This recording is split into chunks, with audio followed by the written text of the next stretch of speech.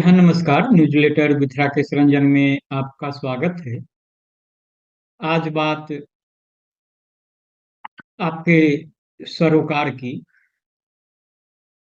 इसे लिखा है हेमंत कुमार झा ने। हेमंत कुमार झा पाटलिपुत्रा यूनिवर्सिटी में एसोसिएट प्रोफेसर हैं। उन्होंने जो लिखा है उसे आप संजीदगी से सुनेंगे और गुनेंगे तो मुझे बेहद खुशी होगी। आज के अखबार में एक कोने में छोटी सी खबर है कि पटना के एक बड़ी कॉलेज में आउटसोर्सिंग पर काम कर रहे 46 कर्मचारियों के बीच गर्म कपड़े और कंबल का वितरण किया गया। शीतलहर में हम अक्सर ऐसी खबरें देखते हैं जिनमें भिखमंगों, फुटपाथ वासियों, रिक्शा चालकों आदि को कम कपड़ों और कंबलों का दान किया जाता है। अब ऐसे अनुग्रह प्राप्त करने वालों में सरकारी संस्थानों में प्रतिदिन 7-8 घंटे ड्यूटी बजाने वाले कर्मियों के नाम भी शामिल हो रहे हैं। इनमें क्लर्क भी होंगे, चपरासी और सिक्योरिटी गार्ड जैसे कर्मचारी भी।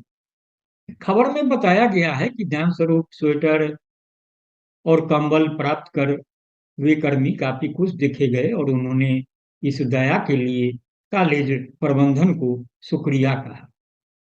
इस खबर को पढ़ने के बाद पिछले साल की अमेरिका की एक घटना याद आ गई। वॉलमार्ट कंपनी ने अपने निचले दर्जे के कर्मचारियों को खाद्य और कुछ अन्य आवश्यक सामग्रियां दान स्वरूप दी। ऐसा यह कंपनी अक्सर करती है। कर्मचारियों ने कंपनी प्रबंधन को एक आवेदन दिया जिसमें उन्होंने लिखा, हमें आपका यह अनुग्रह नहीं चाहिए। इसके बदले हम चाहते हैं कि आप हमें उचित वेतन दें ताकि हम अपनी और अपने परिवार की मूलभूत आवश्यकताएं पूरी कर सकें। हम आपके संस्थान में कड़ी मेहनत करते हैं और हम नहीं चाहते कि इतनी कड़ी मेहनत करने के बावजूद हम या हमारा परिवार किसी भी तरह के दान या दया पर निर्भर हो।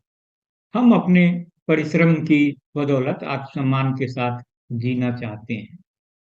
वॉलमार्ट के कर्मचारियों का पत्र ऐसे प्रबंधनों और नियोक्ताओं के लिए सीख है जो अपने निचले दर्जे के स्टाफ के कड़े श्रम का लाभ तो लेते हैं लेकिन उनका घोर आर्थिक शोषण करते हैं और उन्हें इतना भी पारिश्रमिक नहीं देते कि वे अपनी मौलिक जरूरतों को भी पूरा कर सके। वे अदा कदा के नियम स्वरूप पर दान स्वरूप उन्हें कुछ एक्स्ट्रा देकर वे अपना अनुग्रह दर्शाते हैं और कर्मियों के भीतर सुलग रहे असंतोष को ठंडा करते हैं। उल्लेखनीय है कि दुनिया भर की कंपनियों के प्रति एक बड़ी शिकायत यह उभर कर सामने आई है कि वे अपने निचले दर्जे के कर्मियों के अथक परिश्रम की बदौलत अपने मुनाफे का ग्राफ तो बेहद ऊंचा कर रही है लेकिन उन्हें परिवार सहित जीने लायक वेतन नहीं देती। अब इसमें हमारे देश और राज्यों के सरकारी संस्थानों का नाम भी जुड़ रहा है। हालांकि किसी भी सरकारी कॉलेज में तृतीय या चतुर्थ श्रेणी के पदों पर विधिवत नियुक्त कर्मचारियों का वेतन अच्छा खासा होता है और उन्हें अपने परिवार के साथ आत्मसम्मान से जीने के लिए किसी तरह के दान या अनुग्रह की जरूरत नहीं पड़ती। लेकिन अब तो चलन बढ़ रहा है कि विधिवत नियुक्ति नहीं करेंगे, एजेंसियों के माध्यम से आउटसोर्सिंग पर कर्मचारी लाएंगे, उनसे कड़ी ड्यूटी लेंगे, उन्हें कोई अधिकार नहीं देंगे और इतना कम वेतन देंगे कि वे दिहाड़ी मजदूर टाइप के होकर रह जाएंगे।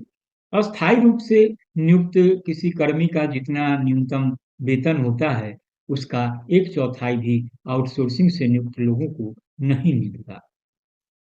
सेवा सुरक्षा आदि की तो बात ही बेमानी है। कब नौकरी से निकाल दिए जाएंगे कोई ठिकाना नहीं।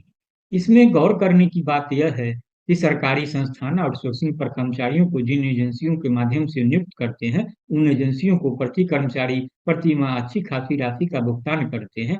ये एजेंसियां नियुक्त कर्मी और नियोक्ता संस्थान के बीच में बिचौलियां हैं जो बिना कुछ किए धरे बहुत कमाई करती है। उत्पादन की प्रक्रिया के विकेंद्रीकरण और कास्ट एफिशिएंसी के लिए आउटसोर्सिंग से काम मिला कंपनियों के लिए एक जरूरी कदम है लेकिन सरकारी संस्थानों में इस प्रवृत्ति का प्रसार कर्मियों के आर्थिक शोषण का कारण बन गया है। ऐसे कर्मचारियों की त्रासदी है कि वे अपने अधिकारों की परिभाषा तक पर नहीं पढ़ सकते, क्योंकि कोई अधिकार है ही नहीं। उन्हें इतना निरीह बना दिया गया है कि वे दान में मुफ्त के कंबल या स्वेटर पाकर निहाल हुए जा रहे हैं, अपने शोषक नियोक्ताओं का धन्यवाद कर रहे हैं। शोषण के विरुद्ध शोषितों की आवाज न उठे, इसलिए कर्मियों को आत्मसम्मान से रहित बना देने का षड्यंत्र कितना सफल हो रहा है, कॉलेज के द्वारा कंबल स्वेटर दान लेने वालों की खुशी में इसका उदाहरण हम देख सकते हैं। तो आप इसे सुने और गुने, सुनने गुनने के बाद प्रतिक्रिया भी दें, लाइक करें, शेयर करें, और अगर आपने इस चैनल को सब्सक्राइब नहीं किया है तो सब्सक्राइब भी करें। धन्यवाद।